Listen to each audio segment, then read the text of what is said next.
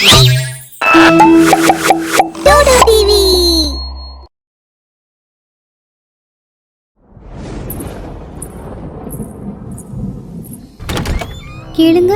நான் என்னோட கொலுசை இங்கே தொலைச்சிட்டேன். அதை தேடுறதுக்கு நீங்க எனக்கு உதவி செய்றீங்களா? சரி. அந்த ஆளு அதை தேட ஆரம்பிச்சான். அப்ப அந்த பொண்ணு அந்த ஆளோட தலைமுடியை பிடிச்சிட்டா. அட என்ன செய்யற? அந்த பொண்ணோட முகம் மாறி பயங்கரமாயிடுச்சு. இப்போ நான் சொல்றதுதான் நீ செய்ய போற.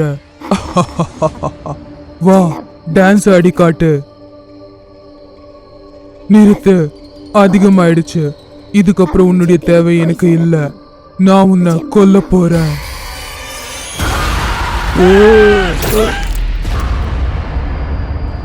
விஷால் அப்புறம் வினிங்கிற தம்பதிகள் கார்ல போய்கிட்டு இருந்தாங்க. அவங்க போற வழி ரொம்ப அமைதியா இருந்துச்சு. பயங்கரமான இருட்டு. அவங்க குல்பாத்தா கிராமத்தை கடக்கும் போது, உங்களுக்கு தெரியுமா, இந்த கிராமத்துல ஒரு டான்ஸ் ஆடுற பேய் இருக்கு. அட நீ ஒரு படிச்ச பொண்ணு தானே, நீ என்ன இந்த மாதிரி விஷயத்தெல்லாம் நம்புற? எதை நான் கேட்டனோ அதை சொல்ற. அதை நம்புறதும் நம்பாததும் அவங்க அவங்களுடைய விருப்பம். அவங்க 2 பேரும் பேசிக்கிட்டே வண்டியை ஓட்டிக்கிட்டு இருந்தாங்க. அப்போ திடீர்னு சாலைக்கு நடுவுல ஒரு பாட்டி வந்தாங்க. விஷால் உடனே பிரேக் போட்டான். அந்த பாட்டி பக்கத்துல வந்து சொன்னாங்க, ஏப்பா, உன்னால என்ன அந்த பக்கத்து கிராமத்துல விட்டுட முடியுமா? ராத்திரி ரொம்ப நேரம் ஆயிடுச்சு. விஷால் வினி 2 பேரும் ஒருத்தங்க பாத்துக்கிட்டாங்க. தெரியாத ஒருத்தங்களுக்கு இந்த மாதிரி லிஃப்ட் கொடுக்கறது சேஃப் கிடையாது. கொஞ்ச நேரம் யோசிச்சதுக்கு அப்புறம் விஷால் அந்த பாட்டிக்கு லிஃப்ட் கொடுத்தான். இப்ப கார்ல விஷால் வினி கூட ஒரு தெரியாத ஆளு இருந்தாங்க. நீங்களும் இந்த கிராமத்தை சேர்ந்தவங்க தானே? உங்களுக்கு அந்த டான்ஸ் ஆடுற பேய பத்தி தெரியுமா? இந்த கிராமத்துல அந்த பேய பத்தி தெரியாதவங்க யாருமே இருக்க முடியாது. அதோட பேரை கேட்டாலே எல்லாரும் பயந்துடுவாங்க. நானும் அந்த பேய பத்தி நிறைய கதைகளை கேட்டிருக்கேன். என்னை விட அதிகமா உனக்கு எதுவும் தெரியாது. ஒரு கதை இருக்கு, ரொம்ப பழசு. 2 நண்பர்கள் லீவுக்காக வந்திருந்தாங்க. அன்னைக்கு நைட்டு பனி ரொம்ப அதிகமா இருந்துச்சு. அவங்க 2 பேரும் ஜீப்பை ஓட்டிக்கிட்டு வந்துகிட்டு இருந்தாங்க. நண்பா, நான் ரொம்ப நாளா ஒரு ட்ரிப்புக்கு போகணும்னு ஆசைப்பட்டுட்டு இருந்தேன். இப்பதான் போக முடியுது. ஆமாம்பா, இப்பயாச்சும் நம்மளுக்கு போக லீவ் கிடைச்சது. திடீர்னு அவன் பிரேக் போட்டான். வழியில ஒரு பொண்ணு நின்னு அழுதுகிட்டு இருந்தா. இந்த பொண்ணு இந்த நேரத்துல இங்க என்ன பண்ணிட்டு இருக்கா? என்னாச்சு? நாங்க ஏதாவது உங்களுக்கு உதவ முடியுமா? என்னுடைய கம்மல் எங்கே தொலைஞ்சு போச்சு. அது தங்க கம்மல், விலை ரொம்ப அதிகம். ப்ளீஸ் அழாதீங்க. நாங்க உங்களுக்கு தேட உதவி செய்யறோம். இங்கதான் எங்கேயாவது இருக்கும், கண்டுபிடிச்சிடலாம். அவங்க 2 பேரும் அந்த கம்மலை தேட ஆரம்பிச்சாங்க. அந்த பொண்ணு அவங்க 2 பேரோட தலைமுடியை பிடிச்சிட்டு அது பேயா மாறிடுச்சு. இப்போ நீங்க 2 பேரும் என்னுடைய அடிமைகள். என்ன நீங்க சந்தோஷப்படுத்துங்க. அதுக்கப்புறம் நீங்க 2 பேராவே செத்து போயிடுங்க. அவங்க 2 பேரும் அதே தான் செஞ்சாங்க. டான்ஸ் ஆடிக்கிட்டே குத்திக்கிட்டு 2 பேரும் செத்து போயிட்டாங்க. அந்த 2 பசங்களும் அந்த பேயோட சந்தோஷத்துக்கு பலி ஆயிட்டாங்க. ஆனா அந்த பேய் அதோட பொழுதுபோக்குக்காக மனுஷங்களோட உயிரை எதுக்காக எடுக்குது? அந்த பேய்க்கும் ஒரு கதை தனியா இருக்கு. இது நடந்தது பல வருஷத்துக்கு முன்னாடி. கிராமத்துல மோகினி அப்படிங்கிற டான்ஸ் ஆடுற பொண்ணு ஒருத்தி இருந்தா. அவளுடைய அழகுல கிராமத்துல இருந்த எல்லாருமே மயங்கி இருந்தாங்க. ஜனங்க எல்லாரும் அவளையும் அவளுடைய டான்ஸையும் ரசிச்சுக்கிட்டு இருந்தாங்க. ஆனா அவளுக்கான எந்த மரியாதையையும் அவங்க கொஞ்சம் கூட கொடுக்கல. அந்த பொண்ணோட முழு வாழ்க்கையும் டான்ஸ் ஆடுறதுலயும் பாட்டு பாடுறதுலயும் முடிஞ்சு போச்சு. அதுக்கப்புறம் அவளுடைய வாழ்க்கையில அந்த கிராமத்தோட தலைவரோட மகன் சோட்டா சர்க்கார் வந்தான். மோகினி, எனக்கு உன்னை ரொம்ப பிடிச்சிருக்கு. நான் உன்னை கல்யாணம் பண்ணிக்க ஆசைப்படுறேன். மோகினிக்கு இதுவரைக்கும் நிறைய பாராட்டுகள் கிடைச்சிருக்கு. ஆனா இதுவரைக்கும் யாருமே அவளை பார்த்து என்ன கல்யாணம் பண்ணிக்கிறியா அப்படின்னு கேட்டதே இல்லை. மோகினி ரொம்ப சந்தோஷப்பட்டா. நீங்க ரொம்ப நல்லவர் சோட்டா சர்க்கார். அதுக்கப்புறம் அவங்க 2 பேரும் ரொம்ப நெருங்கி பழக ஆரம்பிச்சாங்க. ஜனங்க யாருக்குமே தெரியாத மாதிரி மறைஞ்சிருந்த 2 பேரும் பழகுனாங்க. நம்ம 2 பேரோட கல்யாணம் எப்போ? இன்னும் கொஞ்ச நாள் பொறுமையா இரு. நான் அப்பா கிட்ட சொல்லி நம்ம கல்யாணத்துக்கு ஏற்பாடு செய்யறேன். மோகினி அவளுடைய வாழ்க்கையில வரப்போற மாற்றத்தை நினைச்சு ரொம்ப சந்தோஷமா இருந்தா. ஆனா திடீர்னு அவளுடைய எல்லா சந்தோஷமும் போயிடுச்சு. கொஞ்ச நாள் கழிச்சு அவங்க 2 பேரும் பார்த்துக்கிட்டப்போ, நம்ம 2 பேருக்கும் எப்பதான் கல்யாணம்? 1 வருஷத்துக்கு மேல ஆகுது. கல்யாணம் அதுவும் உண்மையா? நடக்கவே நடக்காது. நீ எப்பவுமே எனக்கு ஒரு பொழுதுபோக்கு மட்டும்தான். சோட்டா சர்க்கார் மோகினியை ஏமாத்தினாரு. மோகினி வேற வழி இல்லாம அவளுடைய பிரச்சனைய பஞ்சாயத்துக்கு கொண்டு போனா. ஆனா யாருமே அவளுக்கு எந்த உதவியும் செய்யல. இதுக்கப்புறம் எனக்கு வேற வழி இல்ல. நான் என்னுடைய வாழ்க்கையை நானே முடிச்சுக்கிறேன்.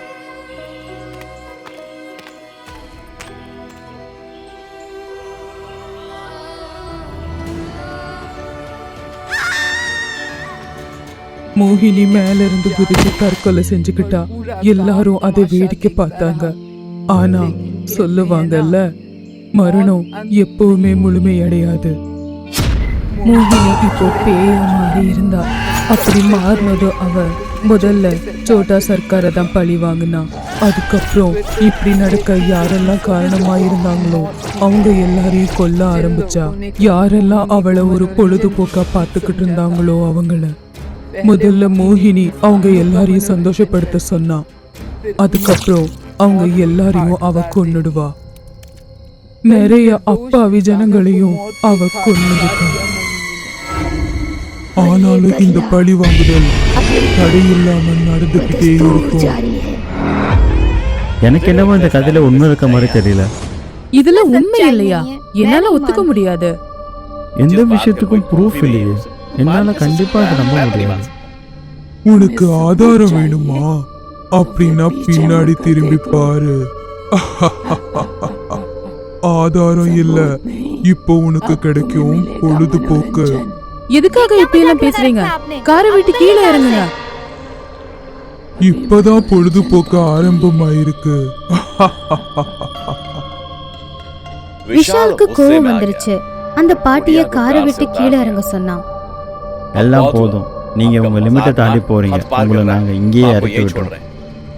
அந்த பாட்டி விஷால ரொம்ப கோவமா பார்த்தாங்க. அட சார், நீங்க தப்பா நினைச்சிட்டீங்க. நாங்க பிராங்க் பண்ணிக்கிட்டு இருந்தோம். அங்க பாருங்க கேமரா. பிராங்க் அப்படின்னு கேள்விப்பட்டதும் விஷால் வினி 2 பேரும் அமைதியாயிட்டாங்க. இந்த பிராங்க் செஞ்சு நிறைய ஆட்களை நாங்க பயமுறுத்தி இருக்கோம். ஆனா நீங்க 2 பேரும் கொஞ்சம் கூட பயப்படலையே, அது எப்படி?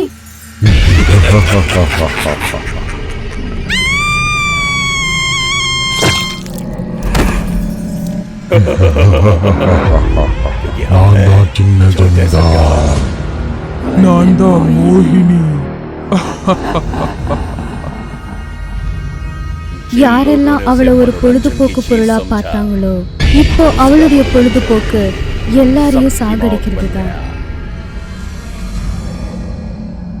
ஹன்ஸ்பூர் அப்படிங்கிற ஒரு கிராமம் இருந்துச்சு.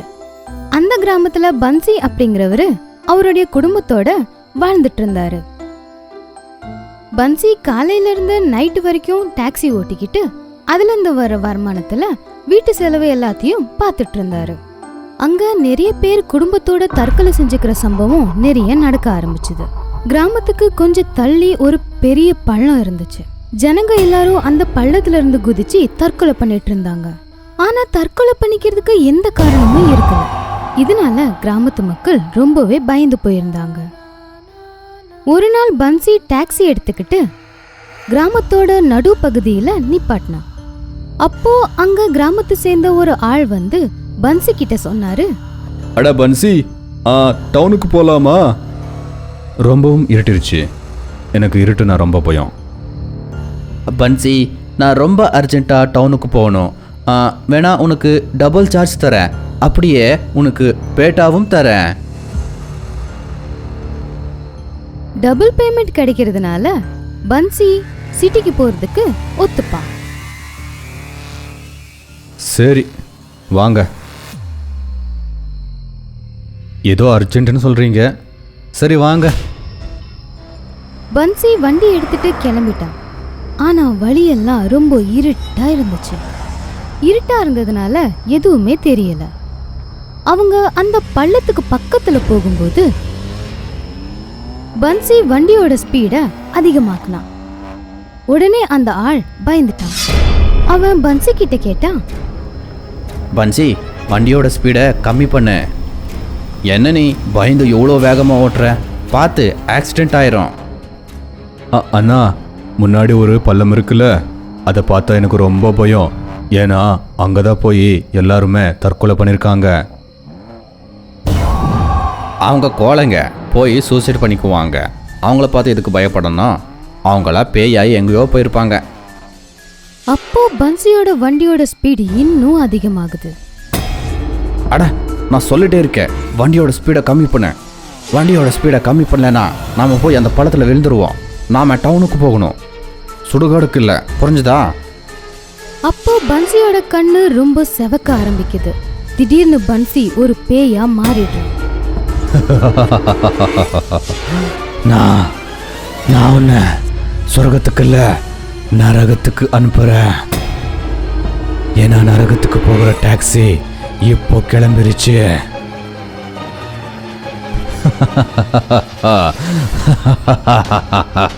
அதுக்கப்புறம் வண்டி ஸ்பீடா போய் பள்ளத்துல இருந்து கீழே விழுந்துருச்சு. அடுத்த நாள் காலையில பன்சி பதட்டத்தோட எழுந்திருச்சான். அவங்க அம்மா அவன் கிட்ட சொன்னாங்க, ஏன் இவ்வளவு பயப்படுற? நான் நினைக்கிறேன் இன்னைக்கும் நீ அந்த கெட்ட கனவு கண்டன்னு. ஆனா பன்சி அம்மாவோட கேள்விக்கு எந்த பதிலும் சொல்லாம ரெடியாய் வெளியே போயிடுறான். அதுக்கப்புறம் வண்டி எடுத்துட்டு அந்த பள்ளத்து பக்கமா போனான். அங்க பார்த்தா நிறைய பேர் நின்னுட்டு இருந்தாங்க. பன்சி அவங்க நின்னுட்டு இருக்கிற இடத்துக்கு போய் பார்த்து ரொம்பவே பயந்துடுறான். ஏன்னா அவன் நைட் வண்டியில கூட்டிட்டு போன அந்த ஆளு அங்க செத்து போய் இருந்தாரு. பன்சி ரொம்பவே பயந்து போயிடுறான்.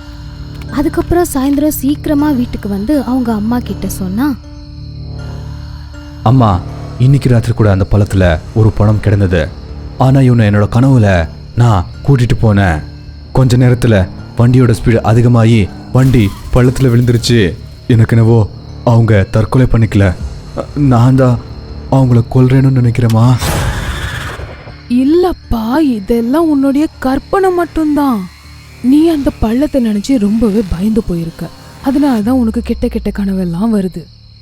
அப்படி நீ தான் அவங்கள கொண்டனா நீ எப்படி உயிரோட இருக்க? டாக்ஸிக்கும் ஒண்ணுமே ஆகலையே, நல்லா தானே இருக்கு. அதுதான் எனக்கு புரியலம்மா.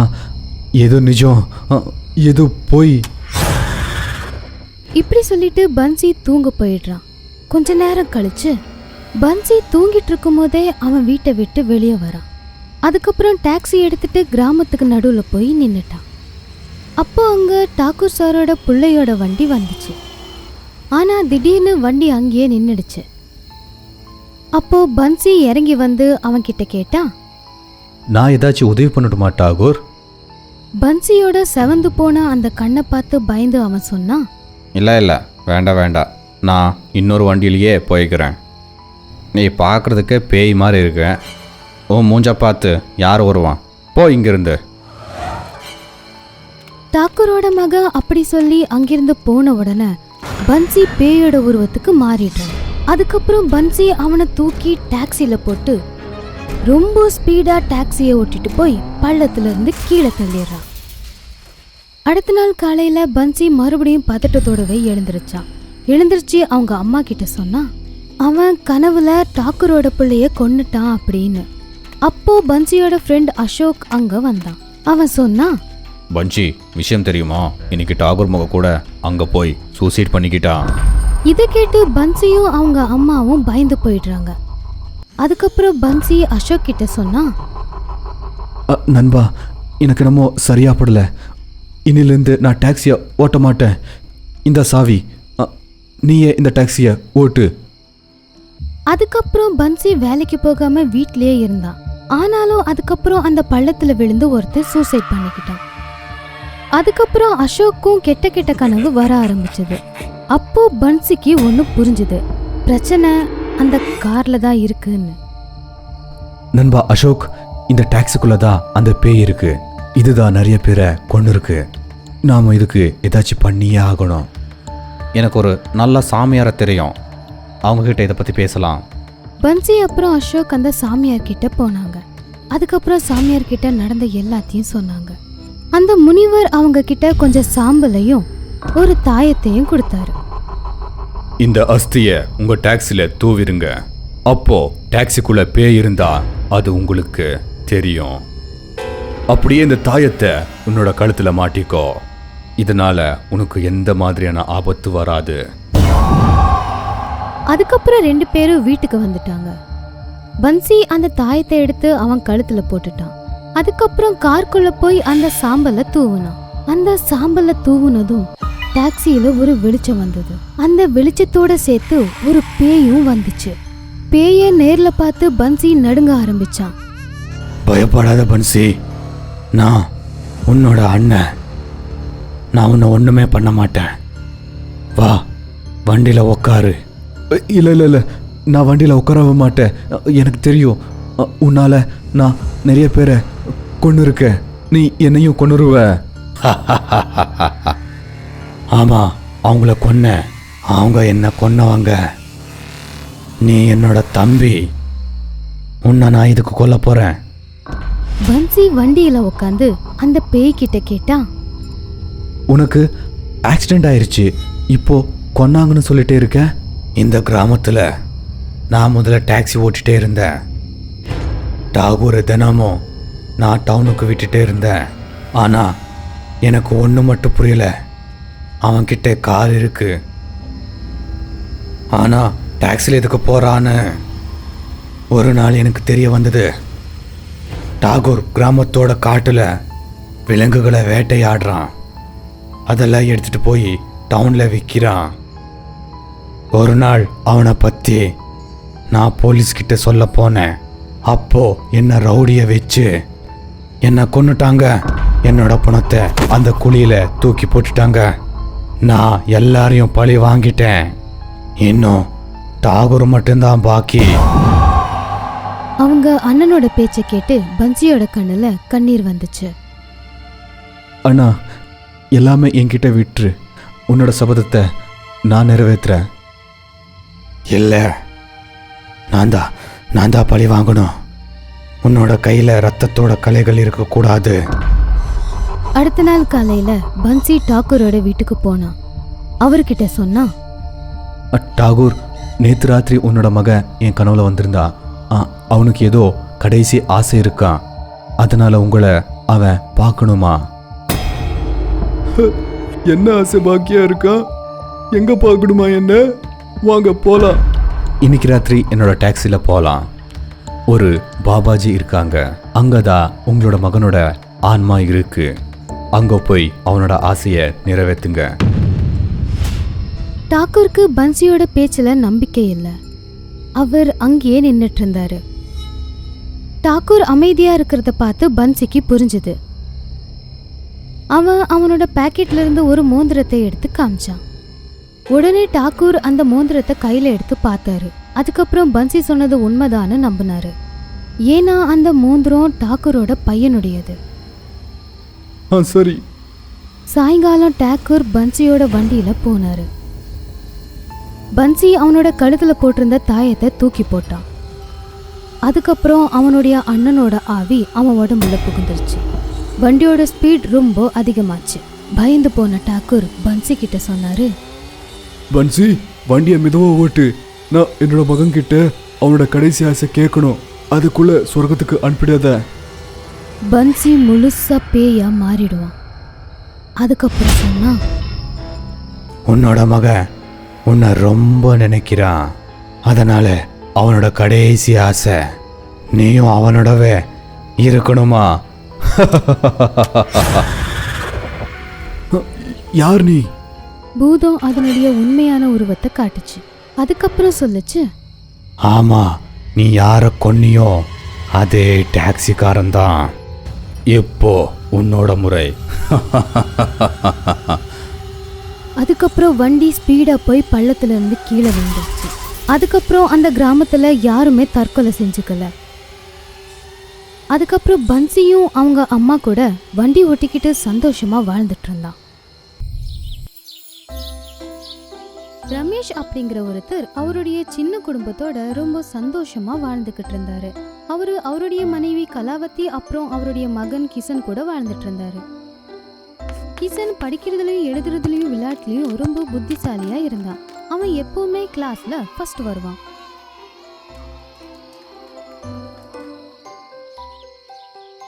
ரமேஷ், உங்க புள்ள நல்லா படிக்கிறா, நல்லா விளையாடுறான், அவன் பெருசா சாதிப்பான். எல்லாத்துக்குமே காரணம் நீங்க தான். எல்லாமே உங்களால தான். போதும் போதும், இப்படி அவனை சப்போர்ட் பண்ணிட்டே இருங்க, அவன் பெரிய ஆளா வருவான். சரிங்க சார்.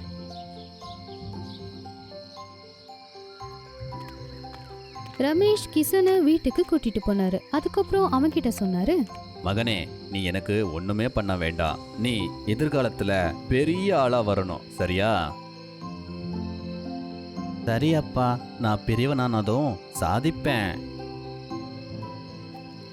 அப்படி சொல்லி கிஷன் அவனுடைய ரூமுக்கு போனான்.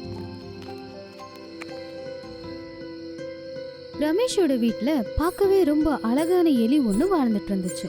கிஷன் எப்பவுமே அந்த எலி கூட விளையாடிக்கிட்டு இருப்பான். அந்த எலி கூட விளையாடும் போது கிஷனுக்கு வேற எதுவுமே தேவைப்படாது.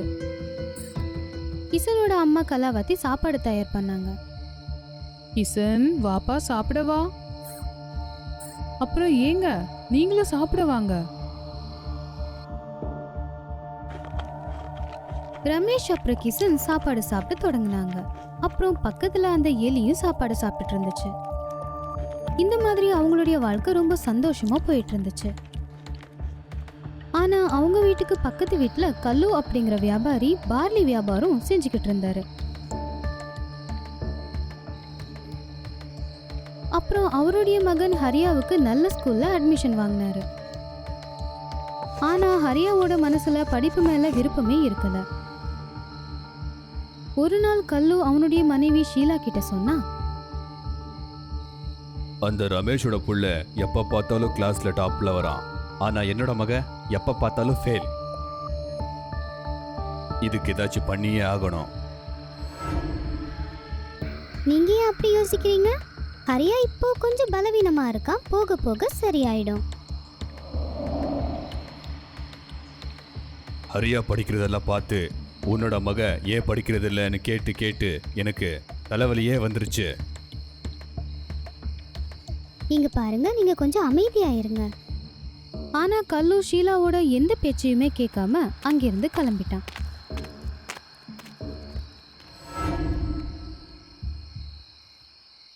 அடுத்த நாள் கிஷன் ஸ்கூலுக்காக கிளம்பி போகும்போது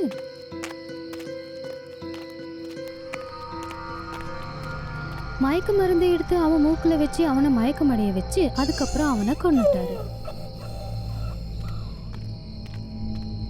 அதுக்கப்புறம் கிஷன் பேயா மாறி அவனுடைய வீட்டுக்கு வந்து அவங்க அப்பாவை கூப்பிட்டான். அவனுடைய அப்பா அம்மா அங்க அழுதுட்டு இருந்தாங்க. கலாவதி, நம்மளோட புள்ளைக்கு என்ன ஆச்சு, எங்க போனான்னு தெரியல. போலீஸ்க்கு கம்ப்ளைண்ட் கொடுத்தா அவனை பத்தி தெரியவே இல்லைன்னு சொல்றாங்க. தெரியல, யார் கண்ணு பட்டுச்சோ என் குழந்தை மேல. அப்பா, நான் இங்க தான் இருக்கேன், நீங்க அழாதீங்க. ஆனா கிஷனோட குரல் யாருக்குமே கேட்கல. நான் பேசுறது எதுக்கு கேட்க மாட்டேங்குது? அப்போ கிஷன் அங்க பார்த்தா அவன் வளர்த்துட்டு இருந்த அந்த அழகான எலி அவனை பார்த்து கத்திக்கிட்டு இருந்துச்சு. அப்போ கிஷன் யோசிச்சா, நான் அவனை விடவே மாட்டேன். அப்புறம் கிஷன் அந்த அழகான எலியோட உடம்புக்குள்ள போயிட்டா எலி பூதமா மாறிடுச்சு. அந்த எலி உடனே இங்கிருந்து கல்லுவோட வீட்டுக்கு போய் அவனோட வீட்டு ஜன்னல் கிட்ட உட்காந்து அவன் என்ன பேசுறான்னு கேட்டுக்கிட்டு இருந்துச்சு. ஷீலா, நான் ரமேஷ் கிட்ட பணம் வாங்க போனேன், ஆனா அவ கொடுக்கவே இல்லை. பாவம், அவங்க கிட்ட பணம் இருக்கோ இல்லையோ, பாவம் ஏற்கனவே அவங்க ரொம்ப கஷ்டப்பட்டுட்டு இருக்காங்க. அவங்க குழந்தை கிஷன் எங்க போனா அப்படின்னே தெரியல. நீங்க எதுவும் செய்யலல்ல? அடே இல்ல ஷீலா, அப்படியெல்லாம் இல்ல. நான் இதுக்கு அந்த மாதிரி எல்லாம் பண்ணணும். பேய் எலியால அவன் சொன்ன பொய்யை பொறுத்துக்க முடியாம அது அங்கிருந்து எகிரி போய் அவன் மேல விழுந்துச்சு. கல்லு அப்புறம் அவனுடைய மனைவி எலியோட பயத்தால அங்கிருந்து ஓட ஆரம்பிச்சாங்க. அவங்க 2 பேரும் ஓடி ஓடி பூஜை ரூமுக்குள்ள போயிட்டாங்க. ஆனா அந்த எலியால பூஜை ரூம்குள்ள வர முடியல. கல்லு அப்புறம் அவனுடைய மனைவி அதோட கண்ணை பார்த்து ரொம்பவே பயந்துட்டாங்க. அவங்களுக்கு ஒண்ணுமே புரியல என்ன நடக்குதுன்னு. ஆனா அவங்களுக்கு இது ஒரு சாதாரண எலி இல்லை அப்படின்னு புரிஞ்சுது. அடுத்த நாள் அவங்க 2 பேரும் போய் ஒரு மந்திரவாதியை கூட்டிட்டு வந்தாங்க. சாமியார் வீட்டுக்கு வந்ததும் அவர்கிட்ட நடந்த எல்லாத்தையும் சொன்னாங்க. சாமியார் சொன்னாரு, அந்த எலி மறுபடியும் வரட்டும், நான் அதை பாத்துக்கிறேன் அப்படின்னு. அதுக்கப்புறம் நைட் ஆயிடுச்சு, எல்லா இடமும் இருட்டிருச்சு. பாபா அவங்க வீட்டுக்கு வெளியே அவருடைய மந்திரத்தால ஒரு வட்டத்தை போட்டாரு. கொஞ்ச நேரத்துல அந்த பேய் எலி கல்லுவோட வீட்டு கதவு வழியா உள்ள போகலான்னு நினைக்கும் போது அது தானாவே அந்த வட்டத்துக்குள்ள வந்துருச்சு. அதால வெளியே போக முடியல.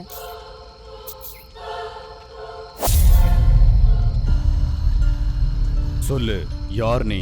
அப்படி சொல்லலைன்னா உன்னை சாம்பலாக்கிருவேன். நான் கிஷன். இவர்தான் என்னை கொன்னுட்டாங்க. இவங்களை நான் சும்மா விட மாட்டேன். சும்மா விட மாட்டேன். சும்மா விட மாட்டேன். இல்ல, இவங்களை சட்டம் பார்த்துக்கும். நீ விட்டுரு. இதுக்கு நடுவுல யாருமே வரக்கூடாது. அப்படி வந்தா யாரையும் உயிரோடவே நான் விட மாட்டேன். நீ கொஞ்சம் பொறுமையா இரு. சட்டத்தை நீ கையில் எடுக்கவே கூடாது. சரி, என்னோட பணம் அந்த காட்டிலேயே விழுந்திருக்கு. அதனால எனக்கு ரொம்ப தொந்தரவா இருக்கு. நான் ரொம்ப துடிக்கிறேன். சரி, நாங்க உனக்கு இறுதி சடங்கு செய்யறோம். அதுக்கப்புறம் பாபா சொன்னதுனால அங்க போலீஸ் வந்து கல்லுவை கைது பண்ணி போலீஸ் ஸ்டேஷனுக்கு கூட்டிட்டு போனாங்க. அதுக்கப்புறம் சாமியார் கிஷனோட அப்பா அம்மா கிட்ட சொல்லி கிஷனோட ஈமச்சடங்கை செஞ்சாரு.